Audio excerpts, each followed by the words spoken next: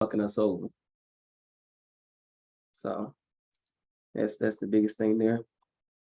But without further ado, hello and welcome to the Lost Confederacy channel. This is week 4 of the 13-week fiscal program of recovery for American prisoners of war. You have myself, Chief Biko. Today we have Chief Alligator, Chief Quietwater, as first letter in the acronym AP. Continue to play the by MSNBC in regards to the 38,000 militia members that they found within the Oath Keepers and how they are pretty much in every line of business, every sector, every industry within this government called the United States. So again, without further ado, I'll go ahead and play that video.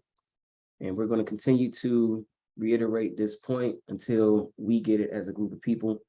What are you voting for when they're clearly displaying that whoever you vote for doesn't matter? We have everything covered within this government. Anti-Defamation League Center on Extremism is out with an in-depth analysis of a leaked Oath Keepers membership list from a year ago, which finds there were hundreds of names on it of current or former elected officials, law enforcement officers, and members of the military.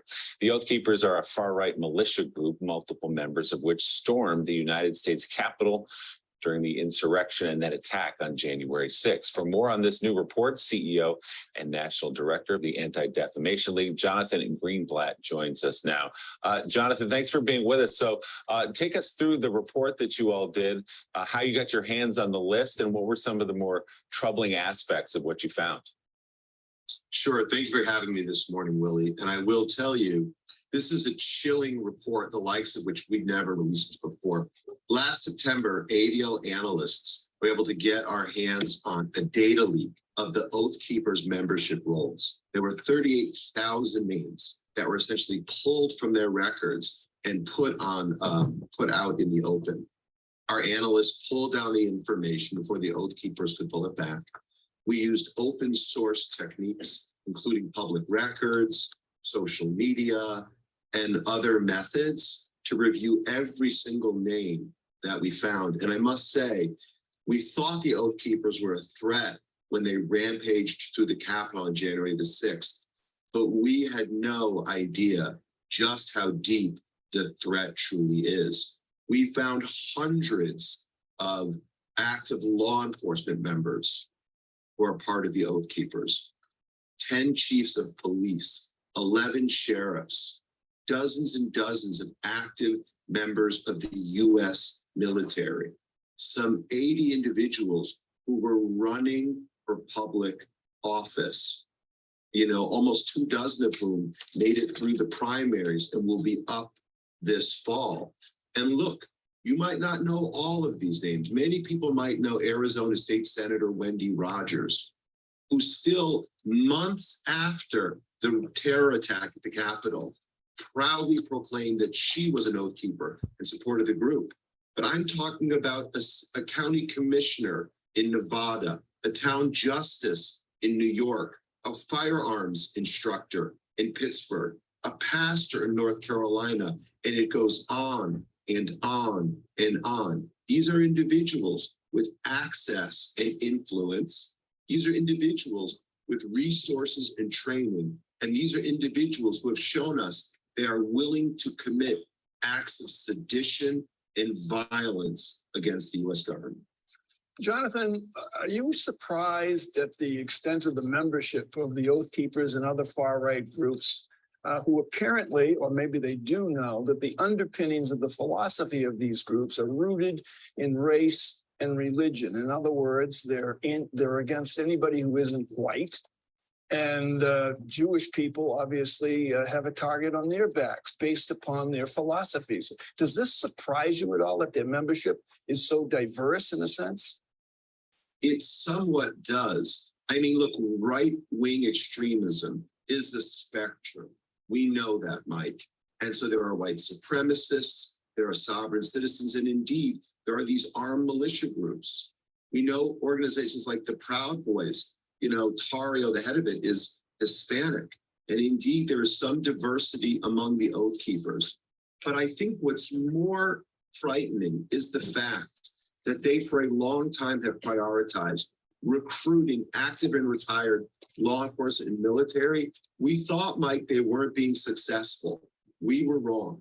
We have a problem with an enemy inside our own ranks who has committed, as the Oath Keepers do, to uphold a higher oath, not to have fidelity to our commander-in-chief or necessarily to the jurisdictions where they work, but to their notion of the Constitution and a holy obligation that, again, puts minorities, puts Democrats, and puts ordinary citizens in their crosshairs.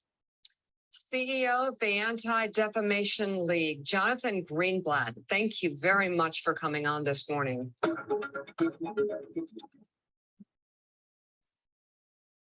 All right. So again, as I stated earlier, just another example of this government not being ran by us, not being ran for us, being infiltrated again, each sector, each factory, each industry. So again, why are we putting our faith into this system? Not only our faith, but our resources as well. And with that, we'll jump into our readings. Hold on 1 second before we go there. Hold on. Go ahead. Anybody want to share on that real quick? I'll start it off. You got to get people's attention. So when they say the militia has infiltrated the United States government's public sector with them, and they hold a different allegiance to the Constitution, our first video was talking about the 1755 Militia Act. So this man said that 80 people are running for public office. He only named one. And I think it's amazing that none of our people, none of these quote unquote, we don't have a media outlet at this point.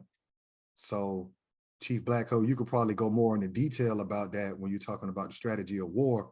We don't have a communication. Nobody is talking about this amongst our people, that militia is your chief of police, your police officers, your military, your public servants. And like I said last week, we scratch our head and wonder why they can kill us on video and never have to go to court for murder trials. He just exposed it. I'll stop right there. But this is what militia mean, y'all. They're not walking around talking about no justice, no peace. And I'll just add that part where he said we have an enemy within our system. That kind of went over my head. He's kind of speaking in circles because you don't have an enemy, sir. Whoever you are. Who are you talking about? We have an enemy within our hometown, within our land. So for you to try to speak as if you're representing who the enemy is actually attacking, let's go a little deeper on what you mean. There's an enemy within the system. No, the system is working for you, sir. What are you talking about? Are you saying you're on the side of the American people, the true Americans? And then these numbers, that number went over my head too as well, 38,000. Okay, that's a big number. That's a big number. I know it's more, but that's a big number. And just that piece, I just wanted to add that piece. But what do you mean we have an enemy within our system? The Oath Keepers. You look like an Oath Keeper to me. So are you playing fiddle with this program, NBC, whatever that channel is you're on? Or what are we doing? Who are you representing right now? Who are you standing for? Make that more, noticeable of what you're talking about, because we don't know what you're talking about because the enemy looks like you. We have an enemy within our system, meaning the American people. And it's not even our system, so I should stop saying that. That's not our system. That's the system that we're trying to actually debunk, destroy, dismantle. But that's my words on that.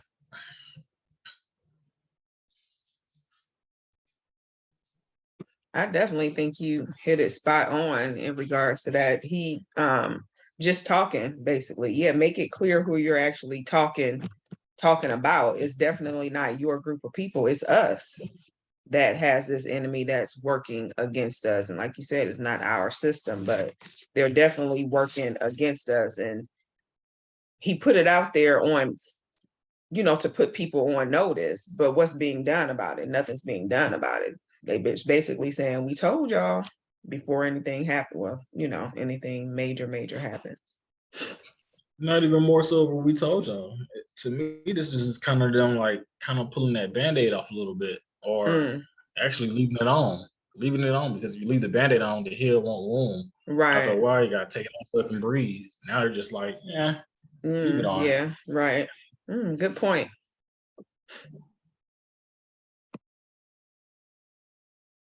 No, excellent points made by both of y'all. And great point, like you said, who are you talking for and who are you talking to? Just in regards to, you know, having an enemy within our system. And you put the nail in the coffin. You said this isn't our system. So who is the enemy?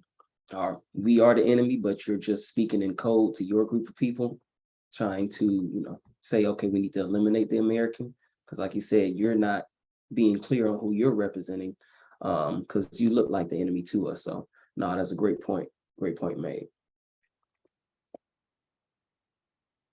Let me see here. With that, I'll jump into this week's American Inventor. And this week's American Inventor, we have Sarah Boone. Sarah Boone, born in 1832. This is a picture of her here. Born in 1832 in North Carolina, Craven County, North Carolina to be exact. Don't have an actual day in regards to when she was born in February, but definitely February 1832. And her invention is improvements to the ironing board. So I'll kind of blow this up here. And what these three figures are, let's get this straight. These three figures are basically figure 1 and figure 2 are for the sleeves of a t-shirt or a garment, basically to help iron those, to help make sure, you know, any wrinkles are taken out of it. And then we have this third figure here. Forget what they said this piece was for, but basically it's for the improvement of the ironing board. So this here is basically specifically to help with the ironing of sleeves. And that patent number is going to be US 47365-3A. And that patent was approved on April 26, 1892. So April 26, 1892. And Sarah Boone was married, had 8 children here, and passed away in 1904 in New Haven, Connecticut. But she is credited for improvements to the ironing board. And didn't do any research in regards to if her family or anybody gets any resources from her invention, but pretty much can guess, just like a lot of our other American inventors that we've had thus far, they probably don't receive any type of funding or any type of resources from this invention. And that is our American Inventor for today. And next we will have, I believe, Chief Alligator, you doing the Dr. Woodson quote? Yes, sir. I will do the,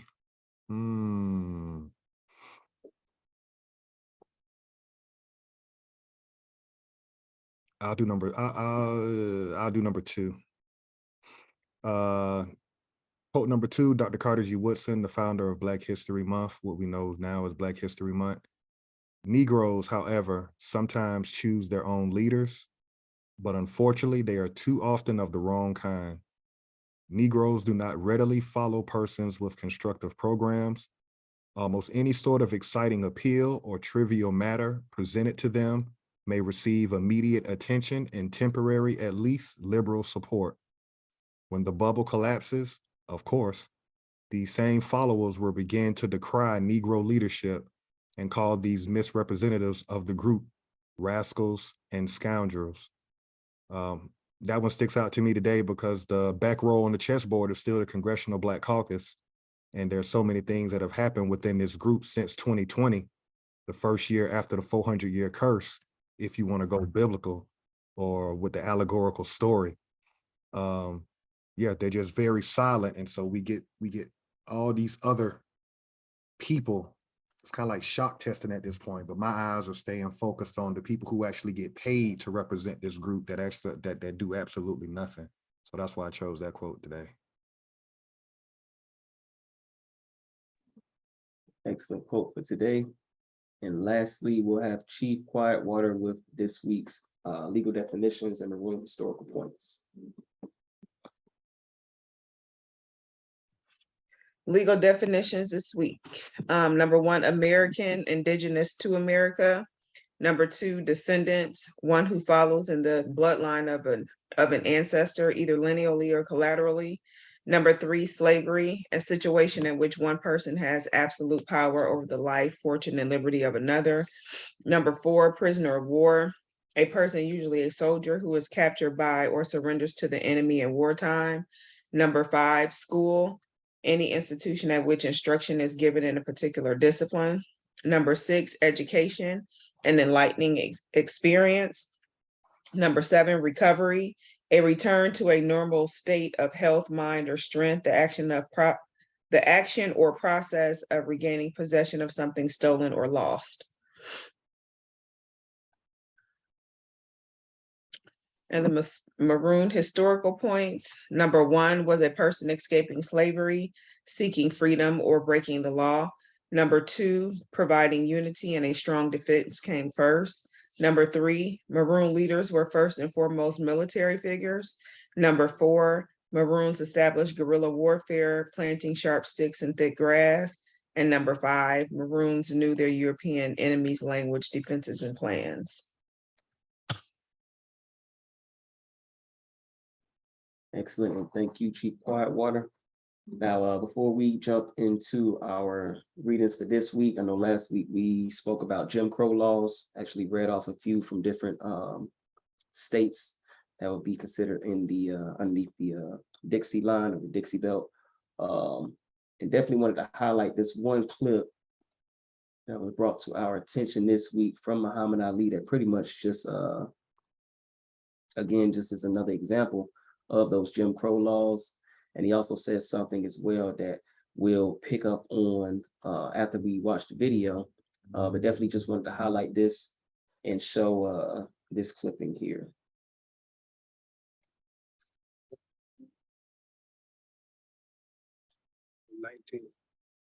1958, we couldn't eat in the restaurants in Louisville. We couldn't eat downtown. One day I saw two Africans go in with their ropes and their turbans. They couldn't speak English. I heard the man say, "Let them in, they're not Negroes."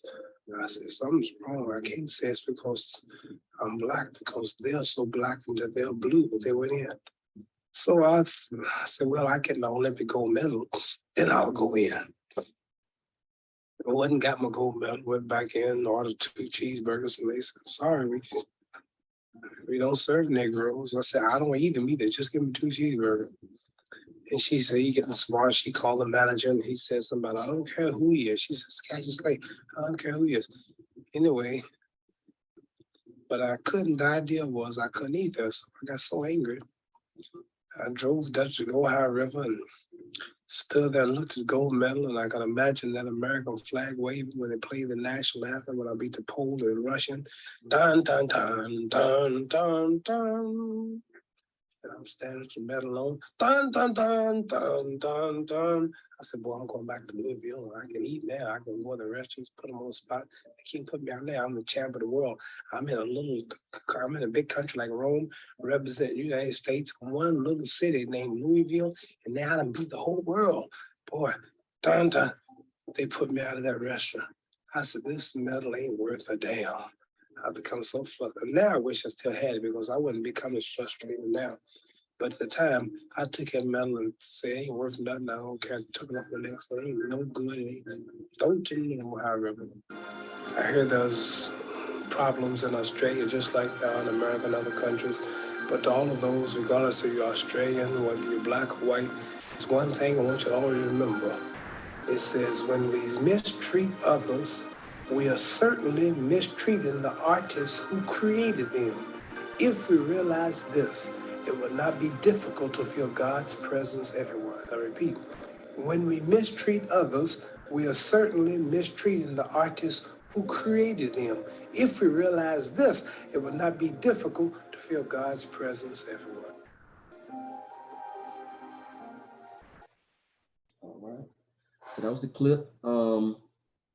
Again, just highlighted what we spoke about last week in regards to Jim Crow laws, how our people weren't able to eat in certain restaurants. I think one of the Jim Crow laws that we had read was that they would have to have, of course, 2 separate dining areas, and not just 2 areas, but also have a wall in between quote unquote Black people and quote unquote white people. But he also mentioned something in regards to, you know, I guess the manager or whoever was at the front actually taking the orders saying, oh, they're Africans, we could serve them. So they clearly know the distinction between the African and the Negro, but our people don't seem to know that distinction.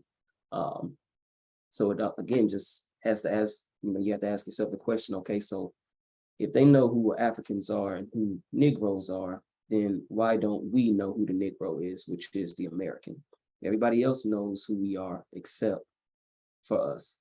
So that was one thing that kind of just stood out to me within that clip. And that was like one of the first times, actually seeing an example of that, but then also seeing, okay, they know who looks like everybody on this this channel, who looks like Muhammad Ali, same complexion, things of that nature. Oh, you're the Negro, you're the American, but these people that just walked in, we know they're African. So that was cool to kind of see that, people know the distinction. So why are we calling ourselves African Americans, Blacks, these other reclassification terms? But I'll let y'all build off of that.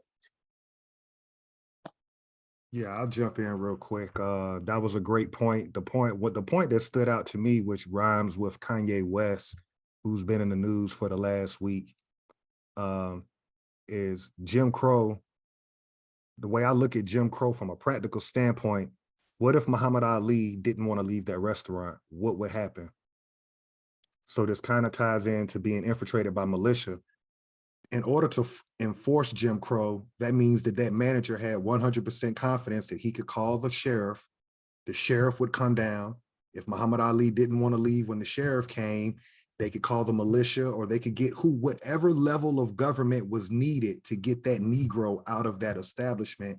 I think that's the hard part for us when we talk about Jim Crow, because we never really go into detail when we learn our history through the school system, what Jim Crow was. You can write a law, but how were they enforcing it? It was enforced because if you go to their court system, you would have been found guilty of going to an all-white restaurant. On top of that, the fact that here's the heavyweight champ of the world, just won a gold medal in the Olympics, as he said. He thought for sure that y'all just recognized me on the world stage. Surely I can go into this white restaurant in 1958. And that rhymes with Kanye West. And I'm gonna say this, and I'm gonna say this to the day I die in regard to these people. In 2020, that was a year that we could no longer walk away from what we saw. When a group of people can kill you and nothing happens, that means that there's no line drawn in the sand as far as respect is concerned for this group of people. So here you have a billionaire entertainer in Kanye West, and he's being told, watch your mouth. So you got one group of our people okay with him having to watch his mouth. And then you got another group of people that are like, yeah, speak up. But I can see Jim Crow still within us, even though those laws are no longer being practiced. We have become conditioned to don't say anything about gays, don't say anything about Jews, white supremacy. What they're really doing is like kind of bringing Jim Crow back in a very third dimensional way that if we're not careful, we'll end up right back where we were in 1958. I'll land my plane there. Yeah, I think that that was definitely a powerful video. I do think, like you said, with Kanye, he's bold enough to, I don't even think that it's him being bold. I just think that his being and his spirit is just speaking through who he really is in regards to the things that he say. And I don't think that he's necessarily definitely not wrong in what he's saying, but the fact that people can actually say that, oh, shh, be quiet, don't say this and don't say that, when what he's saying is the truth. Number one is facts, and he's bringing things to light that people are saying that they want, the freedom, the everything that we say that we want, and he's opening up a door for people to walk through, but nobody's supporting him. Nobody's walking through that door with him because they want him to just be quiet and hush and just go with, just go with the program. So definitely a good video.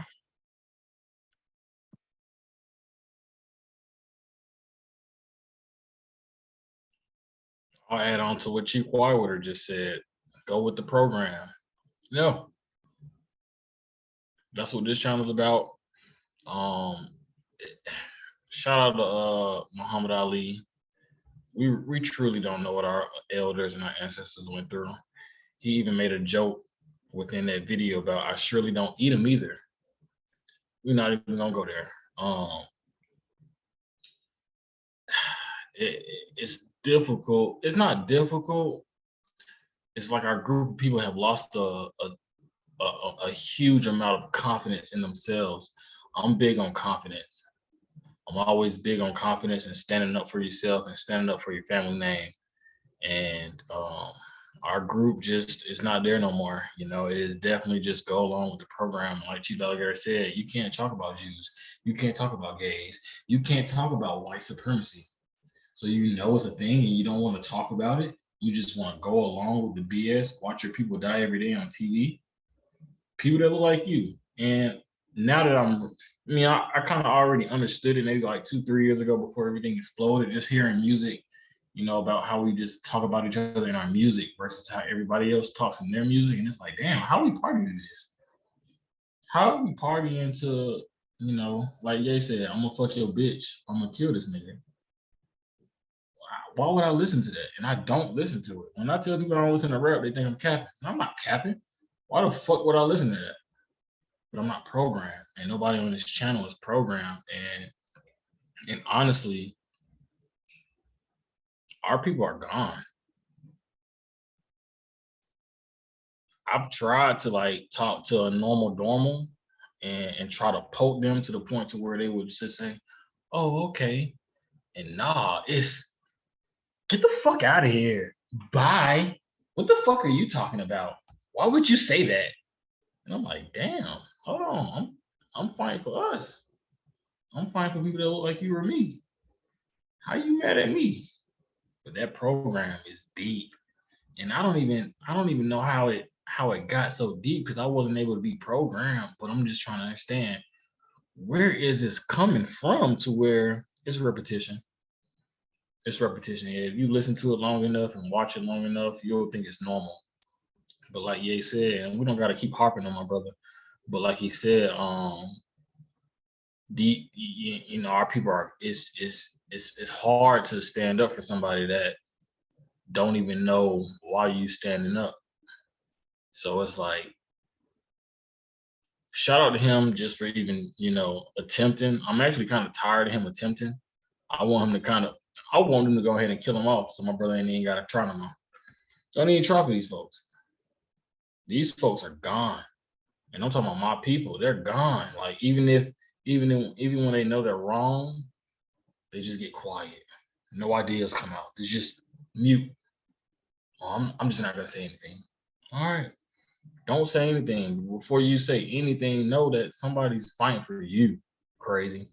And then they always want to use the word crazy to the person that's actually not being crazy. They just throw that word out. He's crazy, he's crazy, he's crazy. No, he's not. He's actually thinking logically. He's actually thinking, like he's using his mind. And that's the only thing that, our people have to understand how to do. Use your mind. We have forgot to use our mind. I wanted to harp on that education in school when Chief Whitewater was going over those definitions. Education and schooling. Education is enlightening. If you ain't enlightened, then you're getting schooled. Big difference between the two. That's my piece. Big difference between the two. But no, great points made by everybody. And like you said, they quick to throw out that crazy term and say this and that. But even when we had the perfect example for a leader, he was still being called names by our group of people as well, and that's Martin Luther King. Even when you have the person who, the most excellent example of what our group of people can be, was still getting bashed by our group of people. So it's like, you're damned if you do, you're damned if you don't. And like you said, it gets, demoralizing when you say, okay, why are we even fighting for this group of people that won't even fight for themselves? But, we can just continue to wake up one person, one at a time. Yeah, it's going to take time. Hopefully it shouldn't take that time at this point. I was having a conversation with Chief Alligator. Our people just, we just only react to pain. So we have a high pain tolerance. We don't go to the doctor until we can't bear that pain anymore. So until we get to that point where it's like, okay, we can't bear this shit anymore, let's find a solution. It's going to continue to happen. So we're going to continue to have the Kanyes, the Martin Luther Kings, the Grandmaster Jays. We're going to continue to have these people speak for us, continue to get silenced or thrown in prison or just straight up killed off. And it's going to continue to happen until we as a group say, you know what, we're sick and tired of this shit. Let's actually try to find a solution instead of just, not backing up these people who are trying to provide that solution. So with that being said, that's going to actually lead us into, or segue us into, one of our first readings for today, which would be the Deacons of Defense. A lot of people are unfamiliar with this group, but this is a group that would travel with Dr. Martin Luther King, because of course he preached nonviolence, but he wasn't no dummy. He wasn't stupid. He understood what the fuck was going on. As Chief Alligator stated earlier, we still need some protection. We still need those sticks. We still need those weapons, because we know who the enemy is and they know it's on site, and it's vice versa. So let me go ahead and pull that. It's not even on site no more for them. They're comfortable. They don't even, it's nothing for them now. Like, I'm trying to understand Haiti, how Haiti had that revolution there. Like, how did they get to that point? Like, I'm looking into that. Like, what pushed Haiti over the point? Facts. Because today it's like, there is no pushing point for our people. We're too comfortable. They're too comfortable. And even going back to another conversation, 2020, people were uncomfortable. Everybody was uncomfortable. So we'll have to get back to that point. Maybe we need Trump back in the office to say, get those monkeys off the field. Maybe this is what it is. This is what it is. Maybe we need that in your face type of shit before people can, okay, let's wake back up. We got too comfortable. So I think that's what it is. Just people being too comfortable, being able to tolerate this pain. Oh yeah, we'll get a killing every fiscal quarter. That's fine. Just don't make it 7 in the fiscal quarter. That's doing too much. But if we need that in order to wake up, maybe that's what our people need. Do a favor, Chief Biko, for those that don't. Can you pull up a different browser real quick and just go to Google? Yeah. So people, like you said, a lot of people don't even know who the Deacons of Defense are. Got you. Why they came about. If you just put that search term in, Deacons of Defense, and if we can show, you can show your screen on that.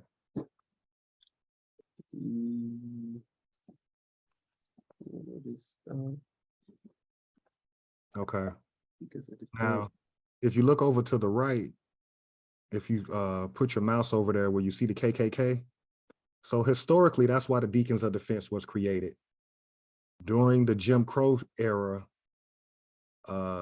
these Europeans decided to organize under KKK, which we know the militia is their ground base.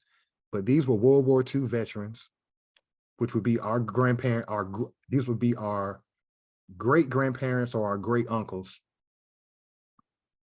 They come back from World War II. They realize that these people are going in our towns, killing off landowners, killing off American business owners, hanging us. They decided to organize and they formed Deacons of Defense. The reason why we need to give that backdrop is because what Chief Biko was going to show is FBI or federal documents about that organization. And that rhymes with the NFAC, the Black Panthers, Kanye West. Why is it that anytime that we organize as a group of people, why are we deemed a threat to this government? So you can share your other screen with the file that you were about to show. I just wanted to let people know this organization was created to stop them from killing us in white sheets. But we become the threat to the federal government. But I was gonna say too, just the video that we played at the beginning, they're telling you these people, the Oath Keepers, they were violent. All of them were violent when they stormed the Capitol. That was a violent act, against, one of the biggest things that they could have done. But he just casually said that all of these people are Oath Keepers, people in the office and things like that, but they didn't make it seem like it was a violent thing. It's just ridiculous. Who controls the media controls them all. Right. Yeah, Oath Keepers. And it sounds Right. so Right. Facts. Facts. So here is, again, just a document. You said it's FBI document, right? Correct. If you can go back one page, and you can, you may be able to hit the back button one time just to go back to the page before this. The page before this, okay. Let me see, because it's just downloaded. That was the first page, this one here. Let me see if it's on the actual because it should bring up all the different cities that the Deacons of the Fence was in. So that's okay. This was the last time we were organized up until the 70s. In the 70s, these organizations turned into gangs. You see what I'm saying? So your Crips originally, your Bloods originally, it was to fight against KKK. It wasn't until the crack era in the 80s and the war they waged on us with quote unquote war on drugs, these positive like GDs, growth and development, what Kanye comes out of, it turned into Gangsters Disciples, but it started as growth and development. Same thing with Deacons of Defense, same thing with Black Panther Party. Most of these, what we call gangs now, they were started by members of one of these organizations from the 50s and 60s that were able to not go to jail or not get killed during that time. And remember, we're fighting just to desegregate. That's what the civil rights movement was about. It was about, I want to be able to go, if I fight for this country, I win the gold medal, I want to go where I want to go. I don't want to have to just go to the colored part of town. We weren't asking for tangibles. We weren't asking for land back. We had been kind of like an animal put in a cage for 100 years. We were just satisfied with letting us out the cage, play with other animals. We weren't even thinking about getting land back, getting resources back. Now here we are 2 generations later. Me and Chief Quietwater would be generation 1, born in the 70s. Then y'all come. Now we're starting to realize we don't have anything. So we're not throwing our ancestors under the bus with the Civil Rights Act. I understand that if you deprive a group of people with everything, just the fact that we integrated was a win. And that's why we still see first Black this, first Black that. Now you know it's because it wasn't that long ago you couldn't participate. Nothing, nor get credit for anything.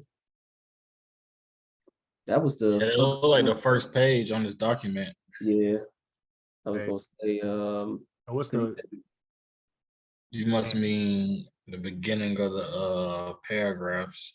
Or as soon as you click on that link, it should just show you like Mississippi. It should just show all the, because they got, each state had different files. Like it's fine to go into the file, because if you go up under right here, yeah, this is the Mississippi names are very famous names amongst us within the Black Panther. Scroll up just a little bit.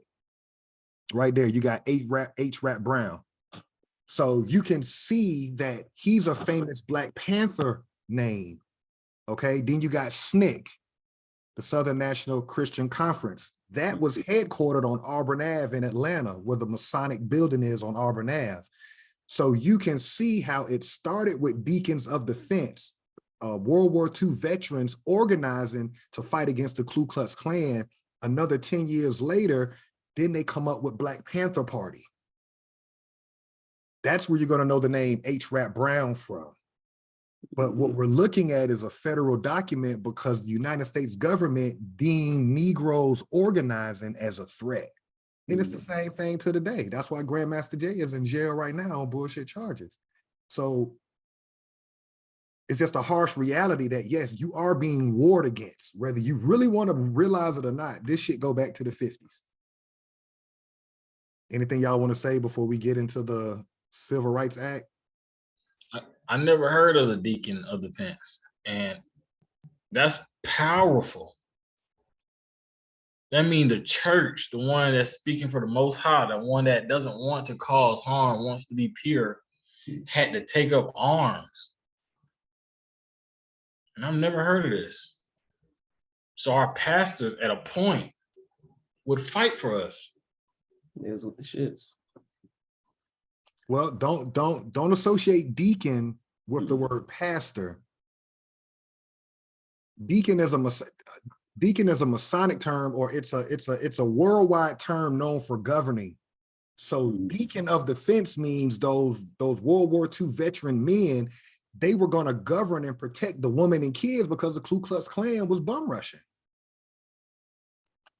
Because King ends up getting them in the 60s, it was them laying in the bushes. See, this is how they lie so much. When they show us King walking on nonviolent movements and stuff like that, what these Europeans are not telling you is you had World War II Army veterans laying in the bushes, letting them white folks know, yeah, sick them dogs today.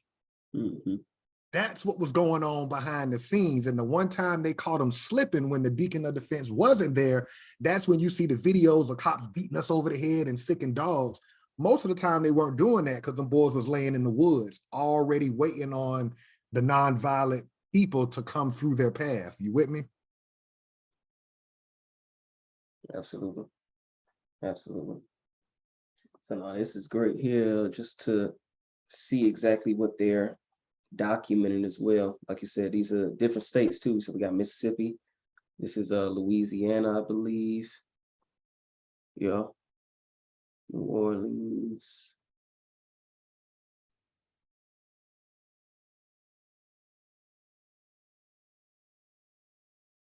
And again, just accounting for the individuals within the Deacons of Defense, basically. And the only reason I said that, like, again, I never heard of the Deacon of Defense, but I kind of grew up in the church as well. And anytime I heard deacon was inside the church. And, you know, my grandfather was a deacon. So that's why I threw that out there. Like, hold on, Deacon of Defenses. You've never heard of this one. So, but thank you for clearing that up, Chief Alligator. I'm gonna share a secret on that. Most of your deacons in churches are Masons. And that's when it clicked. As soon as you, yeah.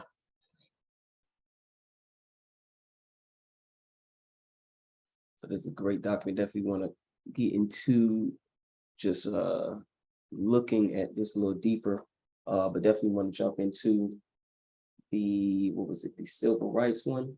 I think 1957 is the next one. We'll look at. Most of y'all probably hadn't heard of this as well. Most of y'all only heard about the 1960s. The civil rights movement actually started in the late 50s with the Deacons of Defense. So we're going to read the first Civil Rights Act to try to get rid of Jim Crow. All right, perfect. So we have the 85th Congress of the United States of America at the first session begun and held at the city of Washington on Thursday, the 3rd of January, 1957. An act to provide means of further securing and protecting the civil rights of persons within the jurisdiction of the United States, being enacted by the Senate and House of Representatives of the United States of America and Congress assembled. Part 1, establishment of the Commission of Civil Rights.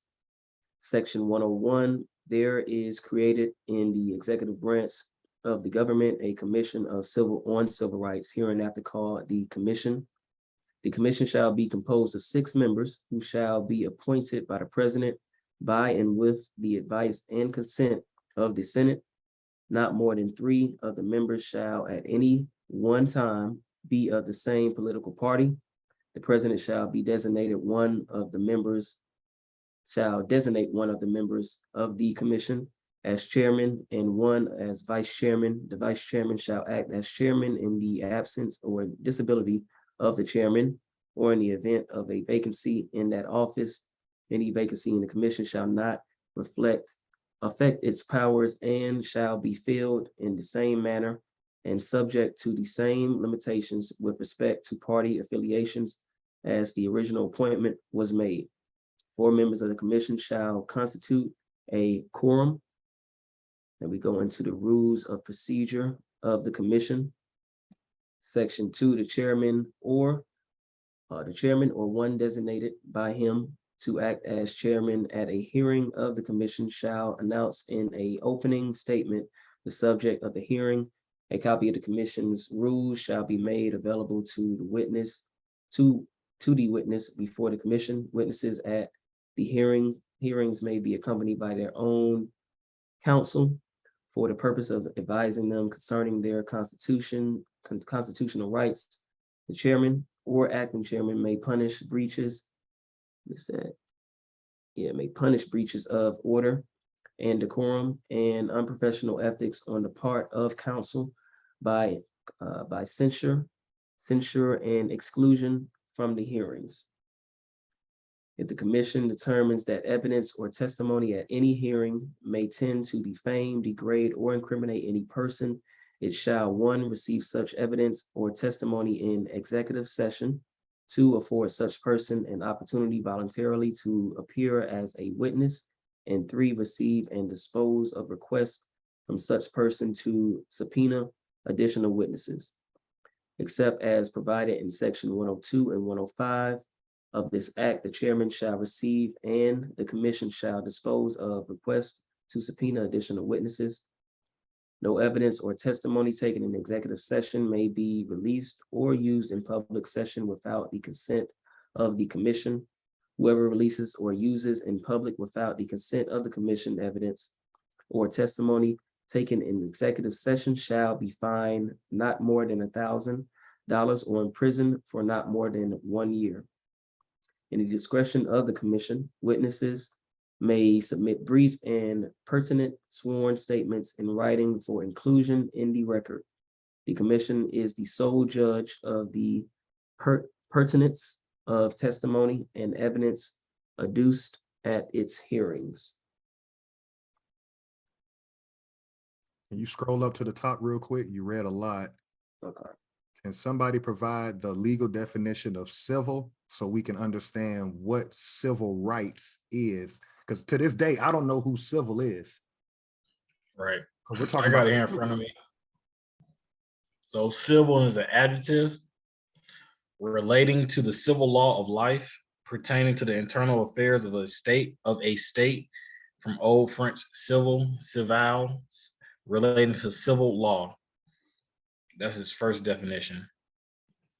I'll read it again. Relating to the civil law of life. No, great point. You got like, what does civil mean? So let's. Who is civil? Who is civil? Relating to a society, pertaining to a public life, relating to a civic order, benefiting a citizen, hence by extension, popular, affordable, affable, alternative,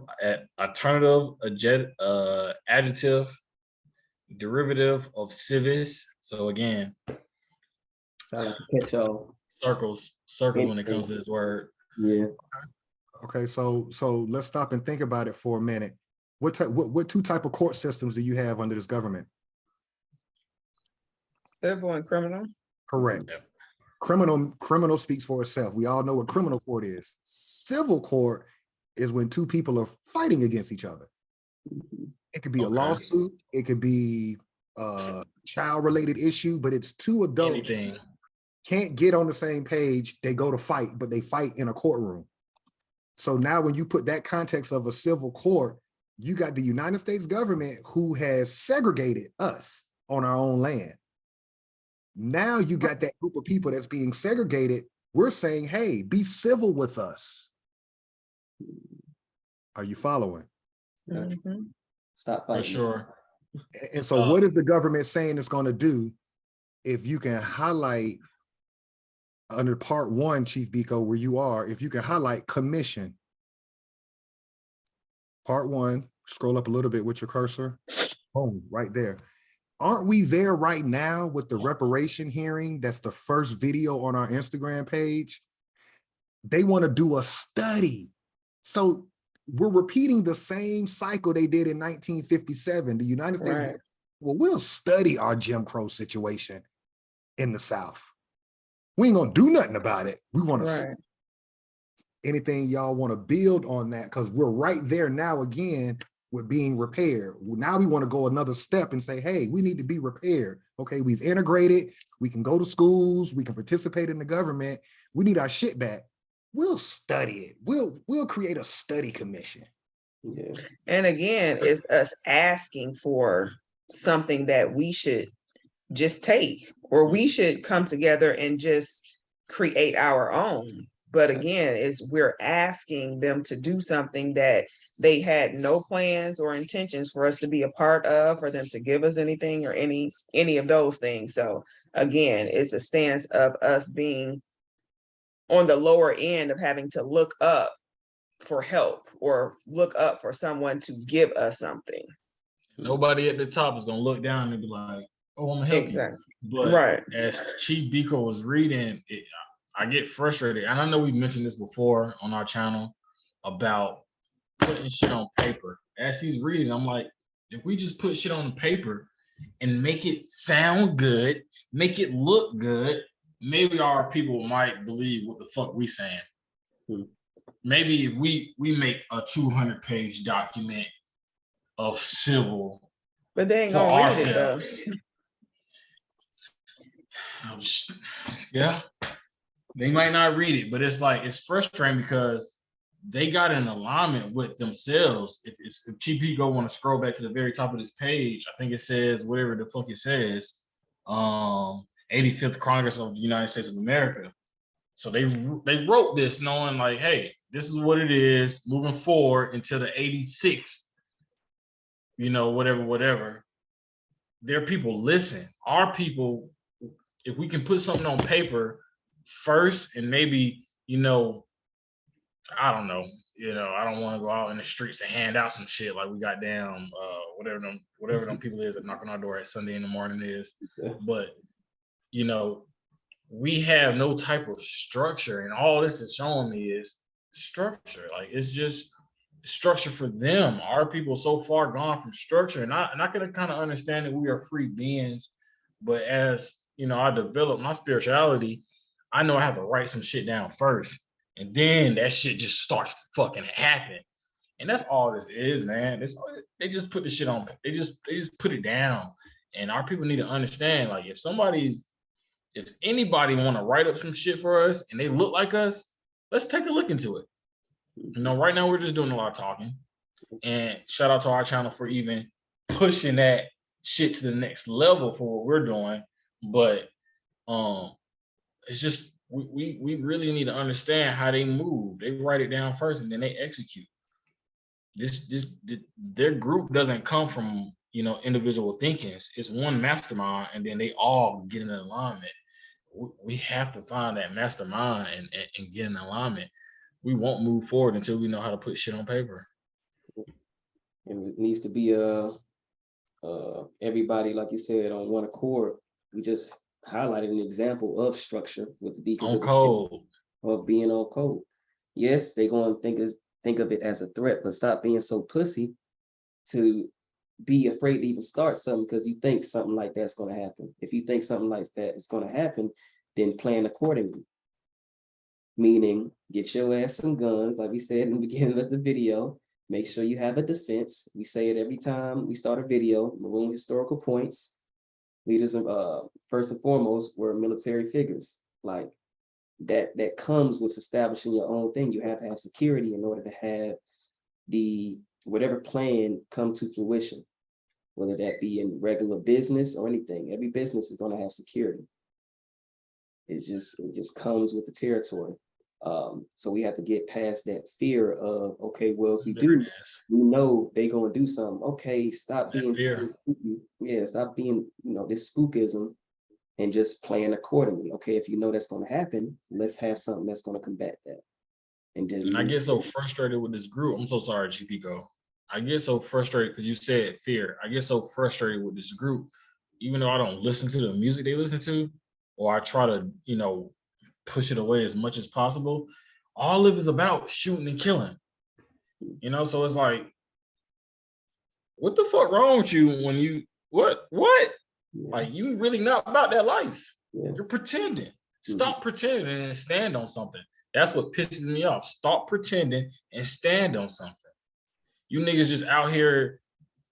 Honestly, I don't know what's going on. Honestly, I really have no idea what's going on. Because niggas not standing on nothing. It's just every day, you know, these social media websites, every day these social media conversations, whatever is the next big thing. Right now it's homecoming week. No disrespect to homecoming week, but how important it is when your people dying. How important is that when to party when your people are dying? Help me out. And I it don't just see anything important in that. And it just amazes me how we really do come together on some entertainment stuff. Like On we some come together bullshit. in the masses to party and to celebrate stuff that has no substance.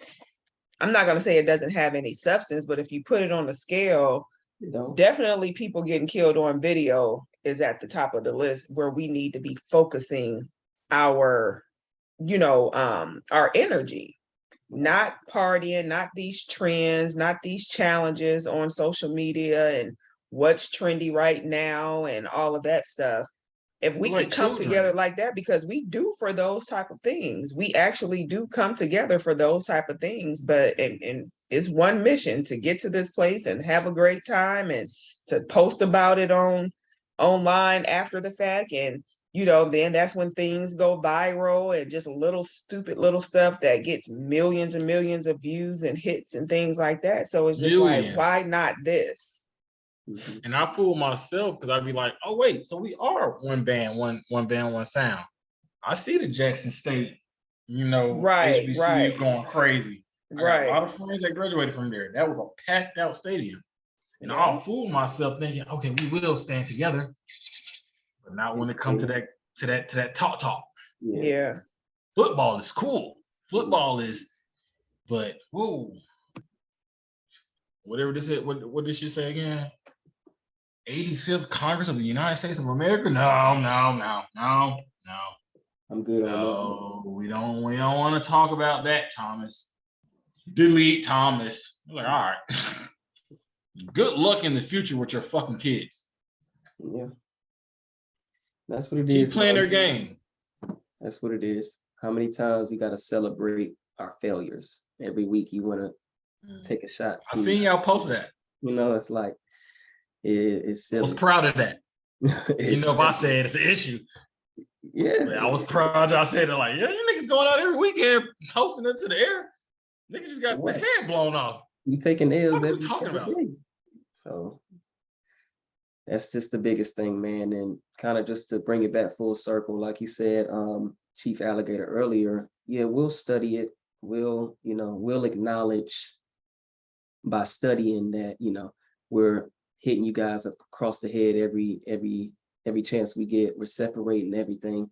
Just like how in the beginning of the video, when we played the Anti-Defamation League, we'll acknowledge that we have militia infiltrated, but that doesn't mean we're going to do anything about it. So just like the reparations, we'll study it, we'll acknowledge it, but we ain't finna action on it. So again, just more examples of that, again, throughout history. So even starting here in 1957. And that prisoner of war word, it is so very true. It is so very, very true, but it's past prisoner of war now. We're in an asylum in our minds. We're locked up in our minds. There's no longer a prisoner of war where you can't go outside. It's our minds, and it stresses me out so much because I can't have these conversations. I can have these conversations with everybody on this channel, but everybody else, their mind is so shackled. And it hurts my feelings because I'm like, damn, like what are you actually thinking? I really want to know what you're thinking. Like, talk about it. Let me know what you're thinking. And no one will ever talk about it, but that prisoner of war word has, prisoner of war has, it has exceeded its actual meaning at this point. It's so far prisoner of war, like, it's honestly scary. Like mental. you know, you don't really know what's going on at this point because it doesn't look like a prisoner of war. So what is it? Mhm. Yeah. If I can, yeah, what y'all are saying, I'm gonna just try to be as concise as I possibly can. Going back to that prisoner of war term and understanding 1957, we were relegated to religion. That's the only time that they would let us organize. I think we really have to wrap our minds around that during the Seminole Wars that never ended, as they continued to bomb our towns, hang our business leaders, hang our wealthy, hang our landowners. Once they were able to do that, they were able to get inside the house 10 years later with the Affordable Care Act. We're gonna get into all of that, how they split up the house, made the woman head of household. We're so disorganized that what you're looking at here is mastermind or groupthink. It has to come out of your mind and on paper first to come alive. Then you have something to govern yourself by. That's why I keep going back to the Congressional Black Caucus, which is also infiltrated and doesn't work for us. There's no game plan being laid out for this group of people. And so what happens is we go from event to event, and it's trauma porn at this point for us. You know, I'm numb to it at this point. You know, when I see, oh, some teenager just got his head blown off in Mississippi, I don't even look at it anymore because I understand walking away from George Floyd when the world was on your side. And then an election came after that and you got nothing. Now you're about to come at a midterm point, 2 years into this man's administration, you've gotten nothing specific and you still don't have nothing in writing. It's obvious where we're headed as a group of people. And now we got another generation losing faith to even stand up, because just like the reason why our parents on this channel never talked about the 60s is because they didn't back the Black Panthers and the Deacons of Defense from that time because they're still in prison as political prisoners of war. Now our generation has the leader of the NFAC locked up and he hasn't been sentenced yet, but what happens is that kills the spirit of anybody wanting to stand up for this group because you know they're not gonna have your back. So now that goes to Kanye West, right? We're gonna watch, I don't even wanna put this in the ether, but if we let Bill Cosby get crucified in front of us and come to find out it was a bullshit court case and they let him out after sending him to prison, if we watch R. Kelly go down, we've watched so many people go down and we're afraid to back them. What makes us think that Kanye won't go a similar path? And back them whether they're right or wrong, just like these people do. And that's what I was going to say at the end. They're killing you on video and they don't get that deep into who that white guy was. They don't get into the fact that he was divorced or he's got 3 kids or he's got mental issues. It's like we nitpick people who step up for us to a point where they're never going to be perfect. All they know is, oh, we got another officer killed one of them niggers. All right, create a GoFundMe account. Let's give them millions of dollars. You good? All right, you got the money to fight the case? We're not thinking like that. We want to get all into the nuance of who are you? How many times have you been married? Does he have illegitimate kids? None of that shit should matter. All we should be focused on is he looks like us, we got his back. Facts. Because it's really a matter of time of it, you know, not to put it out there like that, but when it happens to someone that you know, and then people are doing that to your family member, oh, he had 10 kids and he wasn't no good, he used to sell drugs, he used to do this, but that's your cousin, your brother, your son, then it'll click, maybe.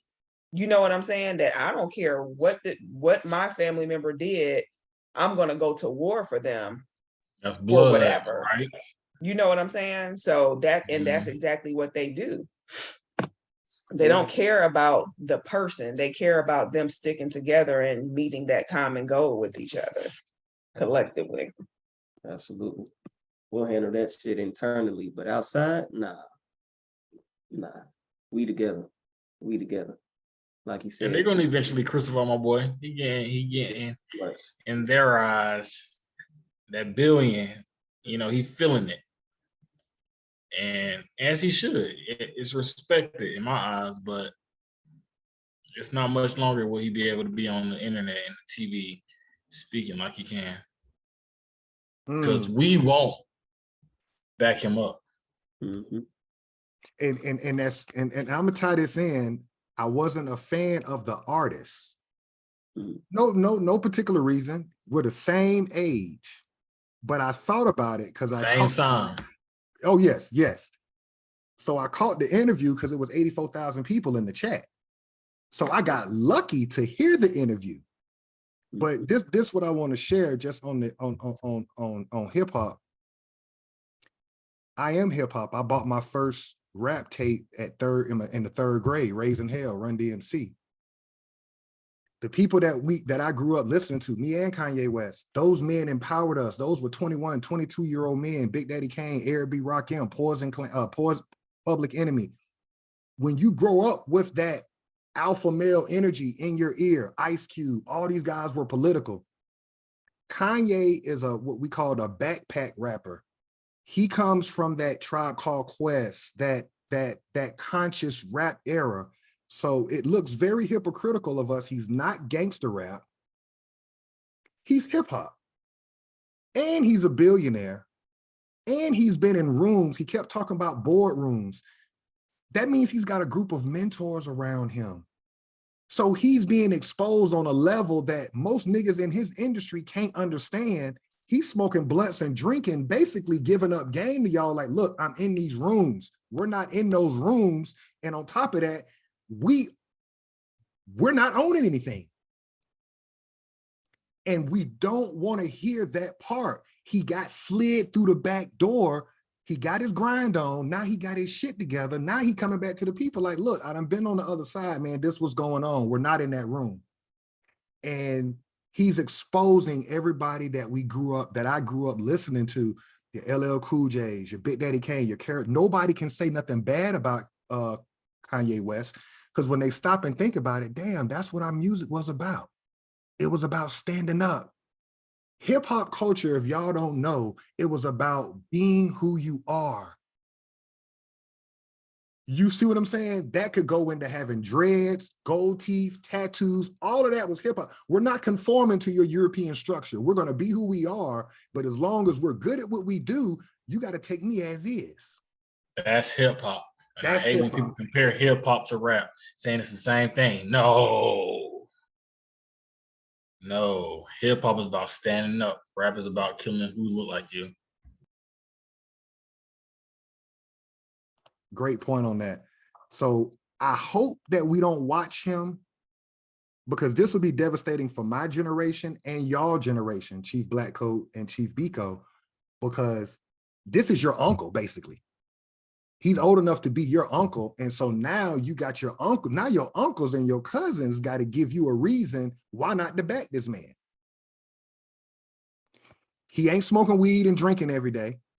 He ain't a part of a gang. He ain't gang. You feel me? Who cares who he married and who he had kids by?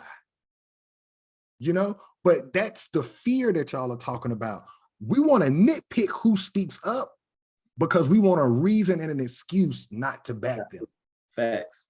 And that's why I made that point earlier with MLK. When you get the most of high quality standard individual that you can possibly even think of, you stealing back his ass. So it really don't matter what the package looks like or how it's presented, you're still not trying to do anything. So again, like Chief Quietwater, Chief Blackcoat, Chief Alligator saying, do you really want what you're saying you want? Do you really want freedom? Because when I open the door, your ass ain't even trying to look to even walk through the door. You're not trying to want freedom. You're making every excuse not to walk through this door, but I've opened it for you. Yet you saying, oh, I gotta make sure, I catch the game today. I got to make sure, you know, I'm watching the football game, or I got to go see Big Lotto perform. Like, you're making all these excuses not to walk through this door, but you're saying you want one thing, but your actions are saying another thing. And for my Bible thumpers out there, what person in this religious text has ever been the greatest person ever? We was talking about this earlier. Moses was a drunkard. Who was the other example we gave of? I think Noah. He had issues. So all of these people had issues that they had to overcome in order to be the person that they came or would become, like Kanye, like Malcolm X. So you're so quick to pull these religions, but you're not actually nitpicking these individuals who you're claiming, oh, we got to be like Moses. We got to be like, you're being hypocrites. That's what you're being. And it also goes back to when Kanye West said that people choose to be slaves. Yeah. I mean, it just circles right back around to when he made that statement. And one more thing that jumped out for me for Kanye, when he said he was GD in that interview on the Drink Champs, but he didn't say gangster disciples. He said growth and development. So I have to put that in context, because being born in the same decade that he was born in, he got structure early in life. And with his mom being a teacher, so he was groomed the right way. Where the Jew fucked up at, which they do with a lot of us, is they don't realize you're dealing with the spook that sat by the door. Some of us will come in there and take notes of everything you're doing and how you're winning, and we're gonna follow that shit to a T. You said it again. The scoop that what? The spook that sat by the door. So he knows just as much about the Jewish tradition as they do. But at the same time, he's comparing it to the group of people that he's a part of. But if you look at his business model, this is what I took from his interview. He started off as an artist. Look at who his mentors were. Jay-Z, Damon Dash. He became a great artist, then he became a producer. Then hanging around the Jews, he understood how to compound wealth. You got to create a nonprofit organization so you don't pay tax on the money. Then he went the religious route. Then I'm had the concerts in my church so I can sell my merchandise. I ain't got to pay no tax on it. Once I get that bag up, now I'm finna say, fuck y'all. And so he's thinking, damn, my people got my back, but my people are like, whoa, his frequency is too high for the average Negro. Damn. His frequency is too high. They're not understanding it took him 20 years to do it. But it's going to be harder for the next Negro to get in that room like Kanye did, because now the Jew knows, I don't want to say they can't trust us, but you can't deprive a group and then let one in and think that if he's real, he's not going to eventually come back to his people and be like, look, this is how they win. Correct. Going back to what Chief Blackco said, with structure, they write that shit out and they all execute. And so that's all Ye did. He just executed. He executed. He learned from the. I don't think they're gonna crucify him. I really don't think the music industry or the entertainment industry, which is what he's a part of, I don't think we're gonna watch them do whatever they want to him. And the only reason I'm saying that is because you can't ask for somebody better than Kanye. He's not he's not a violent rapper. You see what I'm saying? So what do you really have a problem with him about? Yeah. Who he married? Kind of all in his personal business. Standing up for his people. Yeah, who cares who he married? He's standing up for the people. And that's why they don't like it. He's trying to do what we're doing on this channel. Wake up, nigga. And they don't want that. They don't have a choice. We all woke up. And at the same time, he's not getting media coverage through quote unquote black media, right? But look at this. Tariq Nasheed and everybody are dogging Kanye, but they getting ready to have a rally in DC next month for reparations. I don't pay them no attention, so I didn't even know that, but sounds about right. You see what I'm saying? So Kanye's trying to have the conversation about who we are. You got a segment of us that don't want to open that door and have that conversation, but then y'all finna turn right around and go to DC and talk about the same thing that he just said. You following me? I hope they go with something written down, you know. Man, it's I wouldn't be surprised if they get attacked when they go there. That's the way I'm thinking, that when they go up there, it wouldn't be surprised if something happens where people go to jail or something like that, because every time we organize and go up there, it's always military comes out. They did it in 2020.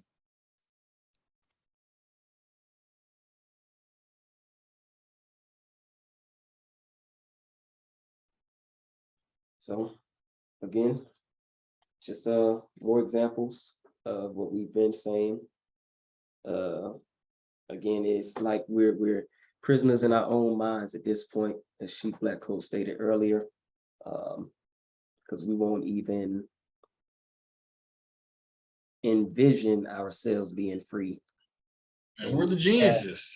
We have geniuses, and we have like an example of a person that looks like us, that we celebrated all this time, showing us how to do it.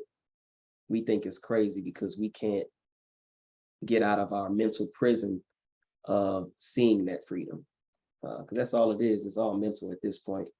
We have all the examples which we need: structure, defense. Now we just need to put it all together.